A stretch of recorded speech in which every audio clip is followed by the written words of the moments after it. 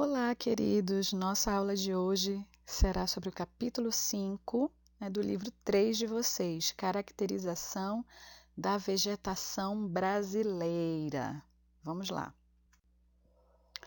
Bom, devido à alta complexidade dos ecossistemas, onde nós temos várias espécies de plantas e animais interagindo ali, foi necessário que alguém começasse a organizar, esses organismos para facilitar o estudo, principalmente o estudo das ciências, das ciências biológicas.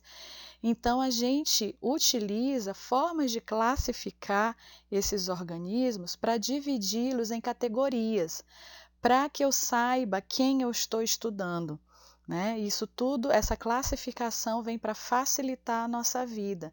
A gente faz classificação no dia a dia a todo momento. Quando vocês vão arrumar o guarda-roupa de vocês, por exemplo, tem lá o espaço, a gaveta que vai colocar as roupas íntimas, tem a gaveta das camisas, tem a gaveta dos shorts, tem a roupa que fica penduradinha, Então, isso é classificar. O ser humano ele faz classificação naturalmente. E nas ciências, nós fazemos a classificação para ordenar os organismos em grupos, de acordo ali com as suas características em comum que eles possam apresentar, ou então se eles têm um parentesco evolutivo, tiveram um ancestral em comum e por isso compartilham essas características em comum. Então, a gente utiliza esses métodos de classificação para facilitar o estudo desses seres vivos. Então, a classificação das plantas e das formas de vida auxilia na organização dos seres vivos em categorias e essa organização é devido ao conjunto de características comuns e das relações de parentesco entre esses organismos. Lá em 1934, este cientista aqui chamado Christian Raunkayer, ele criou o sistema Raunkayer, que é um sistema que ordena as espécies vegetais de acordo com a posição e proteção de suas gemas. O que são gemas? Gemas são as partes das plantas de onde elas irão crescer, de onde irão surgir novos galhos, para que a planta cresça. E isso tudo em relação aos períodos e fatores climáticos, Então, essas gemas elas são importantes para os vegetais. Sem elas, o vegetal não cresce. Então, Raunkayer ele criou esse sistema de classificação para ordenar as formas vegetais e facilitar o estudo das plantas.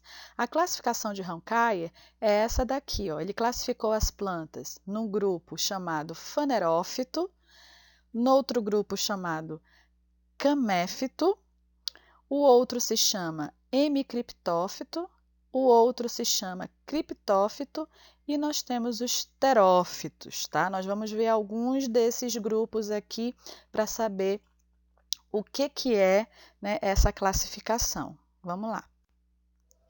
Os fanerófitos, o que são os fanerófitos? São aquelas plantas que produzem lenho desenvolvido. O que é o lenho? É o caule, como a gente vê aqui nessa planta que é o pau-brasil.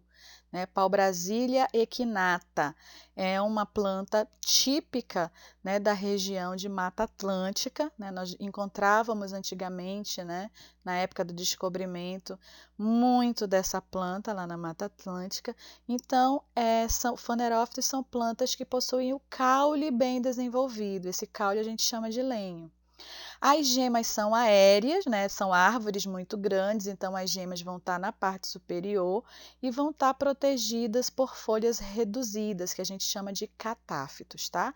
Então, isso é o que são fanerófitos. Todas as plantas que possuem essas características aqui estão classificadas nesse grupo. Os caméfitos vão possuir o caule macio, geralmente rasteiro, com até 1 metro de altura. Então, essas plantas não são muito altas, são plantas herbáceas, como a gente vê aqui nesse exemplo, né? Essa planta chama-se Tibouxina moricandiana e é uma planta própria aqui do Brasil, certo? As suas gemas são acima do solo, né? Ficam aqui na parte superior e são protegidas pelas folhas. Ela é própria de áreas de campo, né? Áreas abertas, campestres e pantanosas. Os hemicriptófitos, o que são? São plantas herbáceas. As gemas também estão ao nível do solo, protegida por escamas, folhas ou bainhas secas. As bainhas é como se fosse uma folhinha bem fininha que protege, né, essas gemas. E elas podem estar secas ou não, podem estar vivas ou mortas, né? São plantas de área campestre também, elas são plantas herbáceas como a anterior, então não ultrapassam aí 1 metro de altura, são próprias da Europa. Aqui nós temos um exemplo, né, a Bellis perennis, né, a margarida aí do campo, né, que é própria da Europa. Os terófitos são plantas anuais. O que isso significa? Que o ciclo de vida é bem curtinho, dura apenas 1 ano.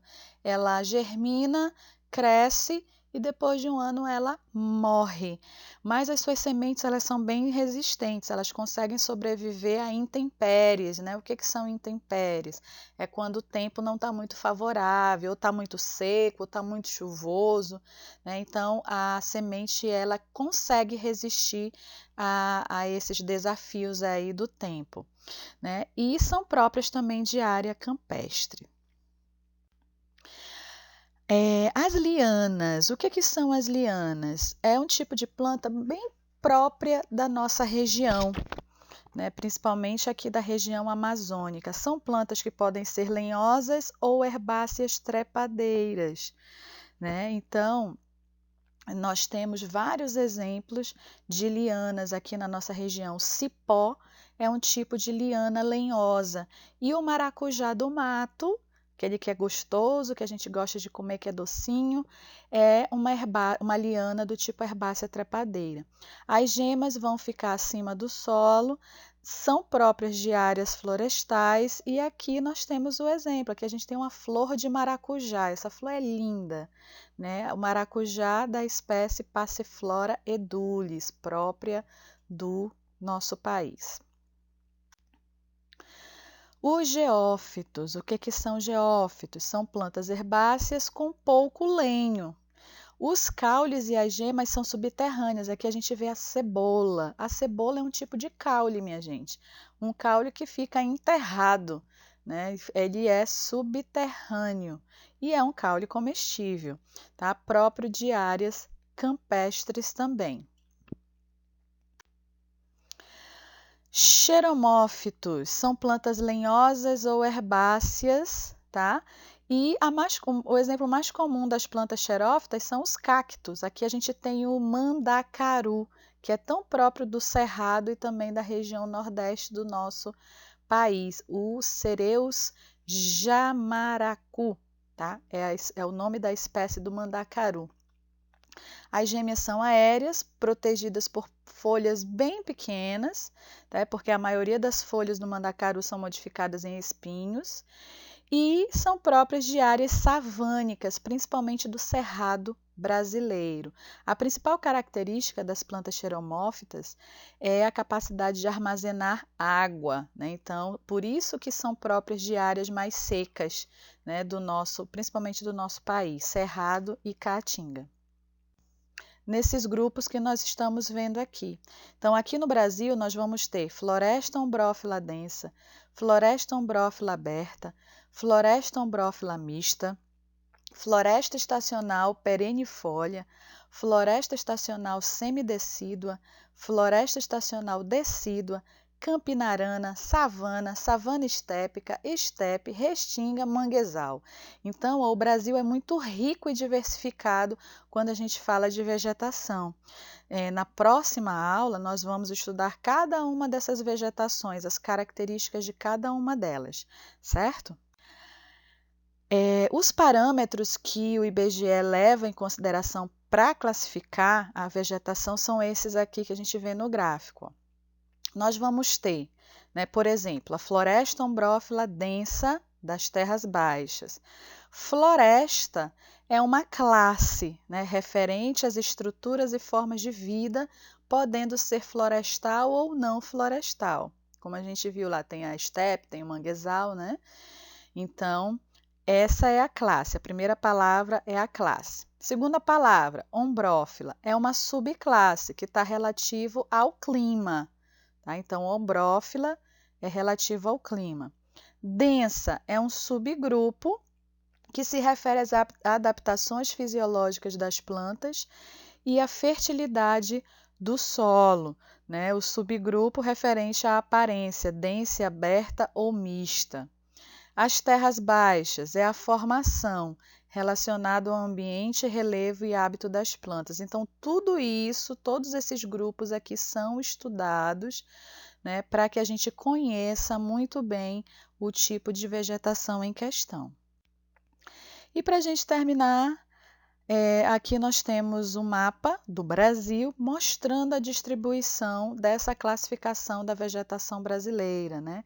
Nós vemos aqui a nossa região é predominantemente formada por floresta ombrófila densa, né? Aqui o Nordeste, por exemplo, nós vamos ter a savana estépica, região Centro-Oeste, central e centro-oeste aqui do nosso país. Nós vamos ter a savana, as estepes, vamos ter lá no extremo sul do nosso país. Então, assim é que ocorre a distribuição da vegetação no território nacional. Era isso, minha gente, que eu tinha para falar para vocês. Aguardem o próximo vídeo, que a gente vai falar de cada um desses tipos de vegetação que ocorrem aqui no Brasil, tá bom? Até a próxima!